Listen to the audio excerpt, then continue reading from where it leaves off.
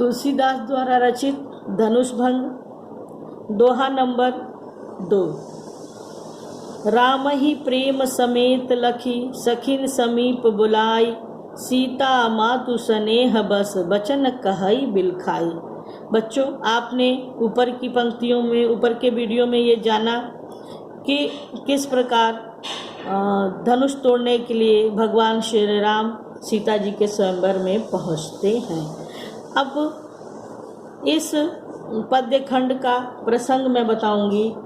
प्रस्तुत पंक्तियों में धनुष यज्ञ के मांगलिक अवसर पर धनुष तोड़ने में जब सभी राजा असफल हो जाते हैं तो अंत में श्री रामचंद्र जी मंच पर चढ़ते हैं, किंतु उन्हें बालक समझकर जानकी की माता अर्थात सीता जी की माता बहुत दुखी हैं और वो अपने मन की पीड़ा को अपनी सखियों से व्यक्त कर रही हैं। तुलसीदास जी कहते हैं कि राम ही प्रेम समेत लखी,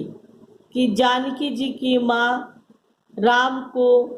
प्रेम के साथ देखती हैं, वात्सल्य प्रेम के साथ देखती हैं और अपने सखियों को समीप बुलाकर, अपने पास बुलाकर कहती हैं, सीता जी की माता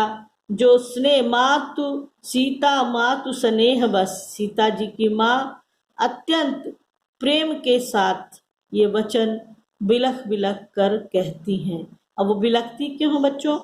क्योंकि उनके मन में ये शंका है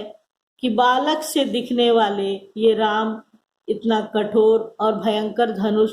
कैसे तोड़ेंगे, जिसे बड़े बड़े राजा भी नहीं तोड़ पाए। चौपाई देखिए। सखी सब कौतुक देख निहारे, जेव कहावत हितु हमारे, कोई न बुझाई कहई गुर पाही, ऐ बालक असिहट भली नाही, रावण बाण छुआ नहीं चापा,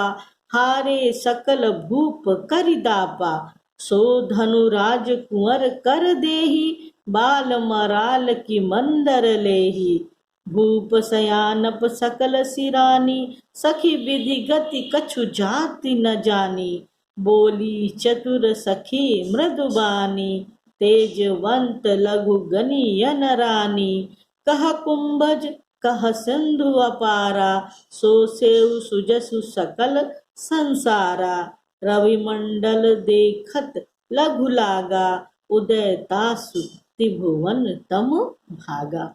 सखियों से जब बिलख कर वो अपनी शंका बताती हैं तो उनकी सखी सब कौतुक देख निहारे, और सखियों से क्या कह रही हैं जानकी जी की माता, सीता जी की माता, कि हे सखी, ये आश्चर्य है मुझे देखकर, कि जो कौतुक मतलब आश्चर्य, कि हे सखी मुझे तो आश्चर्य हो रहा है ये देखकर कि जो हमारे हितैषी कला कहलाते हैं, जो कहावत हितु हमारे, कि जो यहाँ सभा में उपस्थित हैं और हमारे हितैषी हैं, हमारा भला चाहने वाले,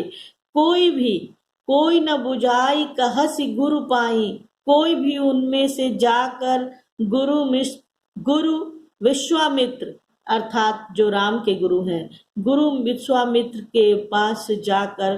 क्यों नहीं ये बताता, क्यों नहीं ये राय देता, क्यों नहीं ये समझाता कि ए बालक असी हट भल नाही, कि ऐसे बालक के लिए ऐसा हट अच्छा नहीं है। राम बाण छुआ नहीं चापा, कि जिस चापा धनुष को, जिस धनुष को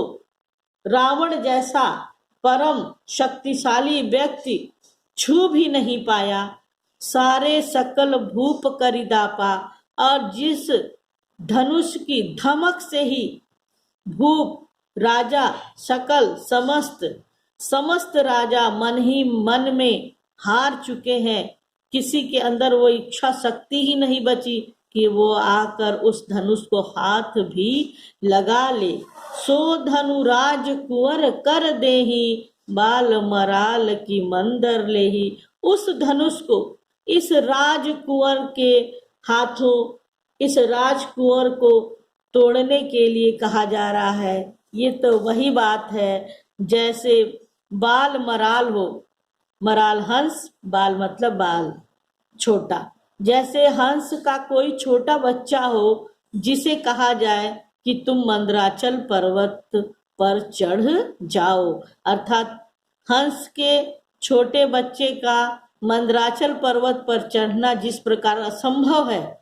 उसी प्रकार ये धनुष जो है ये मंदराचल पर्वत की तरह विशाल है, भयंकर है, दुर्गम्य है, और जो राजा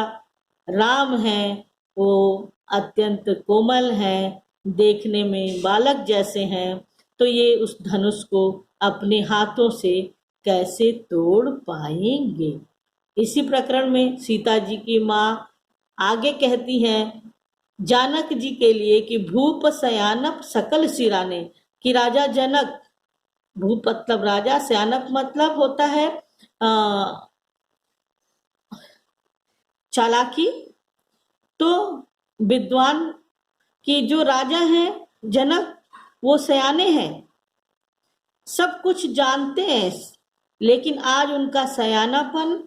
समस्त समाप्त हो गया है। अगर वो समझ के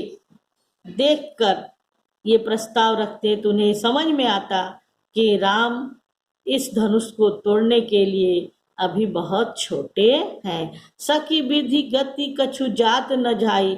अपनी सखियों से ही कह रही हैं वो कि हे सखी, विधि अर्थात भाग्य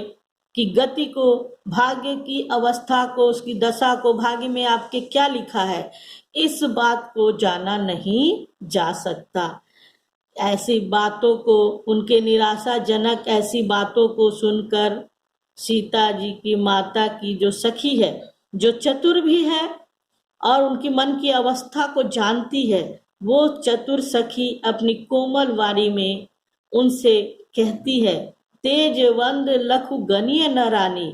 कि जो तेजस्वी होते हैं, लघु छोटा, गणीय मतलब गणना करना, कि हे रानी जो तेजस्वी होते हैं उन्हें छोटा समझने की भूल नहीं करनी चाहिए, क्योंकि कह कुंभज कह सिंधु अपारा, कि इतना बड़ा सिंधु था किंतु मुनि अगस्त जो कुंभज से उत्पन्न हुए थे, वो उन्होंने उस सिंधु को ही कुंभज में घड़े में सोख लिया। सोसे सुजस सकल संसारा, सारे सिंधु को, अपरंपार सिंधु को उन्होंने घड़े में ही सोख लिया और अपने सुयस को, अपनी सुंदर कीर्ति को समस्त संसार में फैला दिया। इसी तरह रवि मंडल देखत लघु लागा, जब सूर्य रवि उदित होते हैं तो उनका गोल आकार बहुत छोटा होता है, लघु होता है, किंतु थोड़ी ही देर में उदय होने के बाद वो तीनों लोकों के अंधकार को नष्ट कर देते हैं। ऐसी उनकी अपरंपार शक्ति है। उसी प्रकार राम भी देखने में भले ही कोमल है, किंतु वो वीरोचित गुणों से भरे हुए एक पुरुष हैं, एक किशोर हैं, ये अवश्य धनुष को तोड़ देंगे।